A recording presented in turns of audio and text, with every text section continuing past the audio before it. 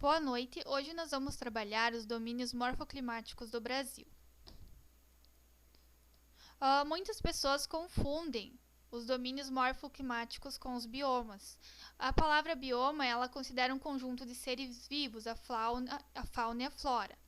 Então, a fauna e a flora vão enfatizar mais a questão da vida, que seria os tipos de espécies e ecossistemas. E a fauna e a flora, ela muda de acordo com cada região. Os domínios morfoclimáticos, eles vão destacar os aspectos físicos, como o clima, a vegetação, o relevo, o solo e hidrografia. E a paisagem que vai resultar dessa interação.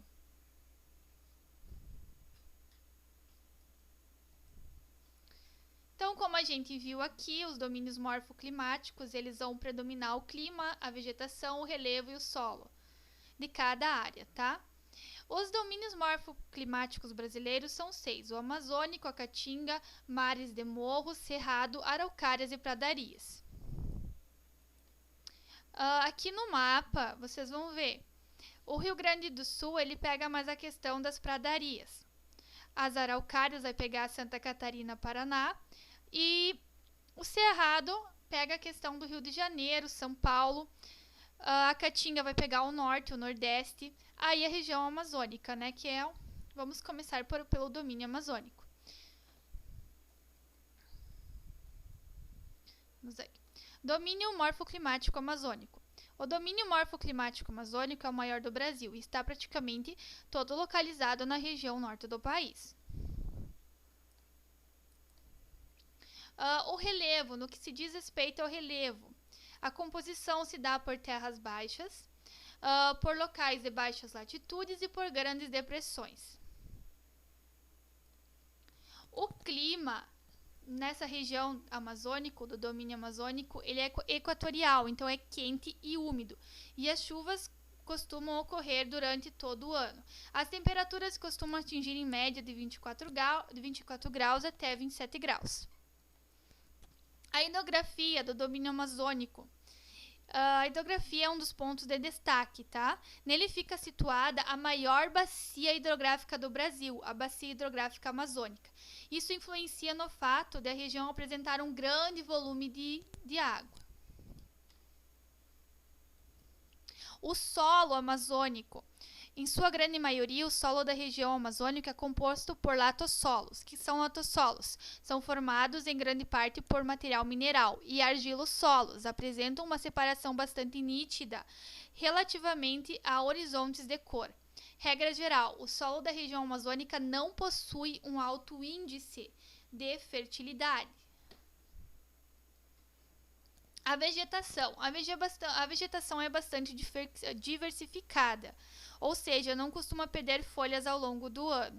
O aspecto vegetal varia conforme a proximidade dos cursos de água e subdivide-se em 3 tipos: matas de igapó, que são presentes em áreas constantemente inundadas por rios. Então, as matas de igapó vai ser em partes onde tem uma concentração bastante de água, sabe?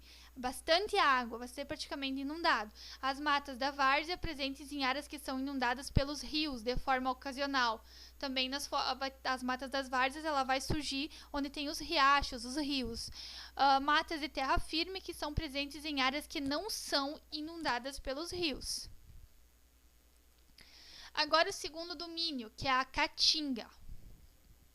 Podem ver que a região da caatinga tem bastante seca, então as folhas, quando elas caem, quando está muito quente, as árvores perdem as folhas. Relevo do domínio na caatinga. O domínio morfoclimático da caatinga está localizado na região nordeste no Brasil, então apresenta um relevo formado por depressões, como mostra a imagem abaixo. O clima do domínio da caatinga. O clima é semiárido, então tem um baixo índice de chuvas. Tem pouca chuva na região da caatinga. A caatinga atravessa os períodos de estiagem superiores até 1 ano e padece de diversas secas. Aí nós temos a hidrografia da Caatinga.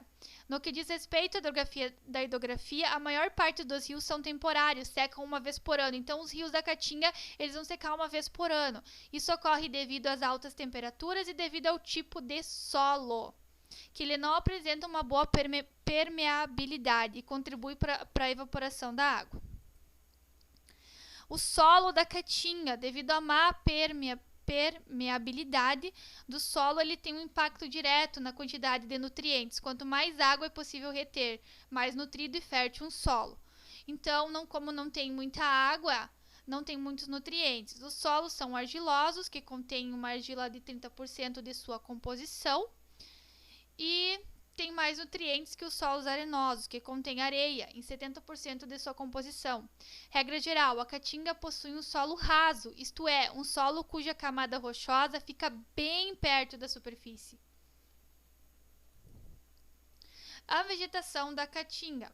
Então, nós temos na Caatinga a arbórea, que são vegetação que tem de 8 a 12 metros de altura, a arbustiva, que é a vegetação que tem de 2 a 5 metros, a herbácea, que é a vegetação que tem 2 metros, e um fato bastante característico da vegetação da Caatinga é que ela conseguiu se adaptar às condições do local. No caso, essa é a arbórea da Caatinga, que é a vegetação que tem de 8 a 12 metros.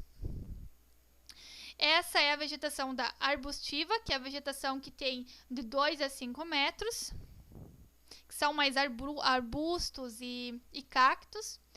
E aqui nós temos a vegetação que tem baixo de 2 metros, a herbácea. Nós temos o terceiro domínio, que é dos mares de morros. O domínio dos mares de morros ocupa o litoral brasileiro, estendendo-se do nordeste até o sul do país. O relevo, ele é caracterizado, então, pela presença de morros arredondados, planaltos, serras, dentre as quais destaca-se a Serra do Mar. O clima é um clima tropical úmido e predominante naquela região. Por conta do clima tropical de altas temperaturas, o índice de chuva é alto. Isso pode fazer com que as encostas elas não sejam bem seguras. Então, naquela região dos mares e morros, pode ocorrer bastante desabamento. Hidrografia do domínio dos mares. No que diz respeito à hidrografia, apresenta um vasto volume de água. Abrange também a bacia hidrográfica do Rio Paraná e do Rio São Francisco. Além disso, dispõe de importantes hidrelétricas do Rio Paraná, a do Rio Simão e Três Marias. Tem as hidrelétricas do Rio Paraná, de Simão e Três Marias. Apesar da abundância de água, uma grande parte dos rios, dos mares e dos morros apresenta sérios problemas relacionados à poluição e à contaminação. O solo do domínio das marés dos morros. Relativamente ao tipo de solo, é um dos predominantes. Nesse domínio é o do massapé. Ele é formado pela decomposição de granito e do ganice, na mata nordestina. Outro solo de destaque é o salmourão, que é formado pela destruição e também pela decomposição química do granito na região sudeste. Por conta da boa irrigação, o solo das marés dos morros ele é bastante fértil. Então, esse é o ganizé. Ele é encontrado, é uma rocha mais abundante no estado do Rio de Janeiro, tendo sido formadas em sua grande maioria há cerca de 600 milhões de anos atrás, no processo de colisão com as placas tectônicas.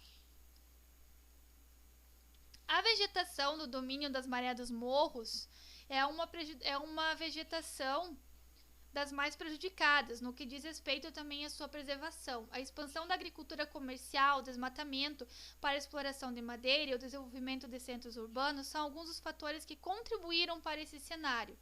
Na região, a vegetação típica é a Mata Atlântica, também chamada de floresta tropical úmida, que devido à devastação ambiental, hoje ela está representada apenas por 7% da sua vegetação original.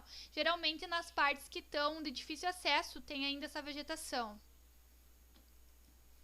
Quarto domínio, cerrado. Então, o cerrado é um relevo com a maioria do seu plano com pequenas ondulações, compostos por planaltos e chapadões. O clima é tropical sanosal. A temperatura média ronda em torno de 22 graus Celsius, mas também pode ficar abaixo de zero. Trata-se de um domínio onde as estações do ano são bastante definidas. Chove bastante no verão e o inverno é bem seco. A hidrografia, ela também é chamada de caixa d'água do Brasil. Em seu território estão localizados as nascentes dos rios, de 8 a 12 bacias hidrográficas. No caso, o rio Araguaia, o rio Tocantins, o São Francisco. E também é responsável pela geração de energia. O solo do cerrado, é latossolo. O solo do cerrado é latossolo. Ele tem uma cor avermelhada, amarelhada e é um solo profundo. E tem o podissólio, que é um solo mineral fértil de cor avermelhada. E esse solo é bastante suscetível a erosões. A vegetação do cerrado são árvores baixas, tem bastantes arbustos e tipicamente os troncos têm bastante casca grossa e aparência retorcida e as folhas costumam ser ásperas. Os impactos ambientais do domínio do cerrado foram a contaminação dos rios, abertura de rodovias, expansão das fronteiras agrícolas e queimadas. O quinto domínio morfoclimático são as araucárias. As araucárias predominam um terreno com ondulações e terrenos montanhosos, tá? O clima é praticamente subtropical, de 14 a 30 graus, pode variar. Também tem estações bem definidas, invernos rigorosos e verões bem quentes. A hidrografia, dentre elas nós temos a usina de Itaipu e a usina de Furnas. E a drenagem se dá também pelos rios da bacia do Paraná e da bacia do Uruguai. 2 vezes por ano, muitos dos rios desse domínio atravessam 2 períodos de cheia e 2 períodos de baixas no nível da água. O solo do domínio das araucárias é a terra roxa, mas trata-se de um solo de cor avermelhada devido à origem vulcânica. Esse solo apresenta umidade constante que ocorre porque os 2 rios das araucárias nunca secam, tornando a terra roxa naturalmente fértil e própria para o plantio. A vegetação do domínio das araucárias é as matas dos pinhais, que consiste em uma floresta de pouca densidade. No Brasil, ela concentra o único exemplo de coníferas, cujas espécies o fruto tem formato de um cone. Devido à exploração para a produção de móveis e de papel, a vegetação foi significativamente reduzida. O sexto domínio, que é o das pradarias. Os das pradarias, também chamado de pampas ou campanha gaúcha, o domínio morfoclimático das pradarias apresenta relevo baixo e ligeiras ondulações de coxilhas. Por conta da amplitude desse tipo de relevo, a região utilizada para a prática é a pecuária, que é aqui do Rio Grande do Sul. Clima: pradarias temperadas, cujos clima varia entre temperaturas quentes e frias, de acordo com as estações do ano. O verão e a primavera costumam apresentar um grande volume de chuvas, já o inverno e o outono são tipicamente secos. As pradarias tropicais são aquelas que apresentam um clima quente e seco durante o ano todo. A hidrografia pega o rio Biuqui, rio Santa Maria e o rio Uruguai, que todos pertencem à bacia do Uruguai. Os solos do domínio são profundo de cor escura, da decomposição de uma matéria orgânica que cobre a chamada humus. O humus torna o solo fértil e, por conta disso, as pradarias costumam ser utilizadas para a plantação, principalmente de cereais. Em algumas regiões de pradaria, o tipo de solo é arenito. Nesses locais, a agricultura é desenvolvida através do uso de máquinas e de técnicas de correção do solo. Outros tipos de solos são o paleossolo vermelho e o paleossolo claro. E aqui tem as famosas faixas de transição, que separam, conforme eu expliquei, uma região da outra. Que separam uma região da outra, porque muda o clima, muda a vegetação, muda o solo de uma região para outra. Como atividade, eu gostaria que vocês respondessem e me enviassem no Classroom. Dentre os domínios morfoclimáticos do Brasil, qual foi o mais impactado? Caatinga, Cerrado, Pampa, Padaria, Floresta das Araucárias?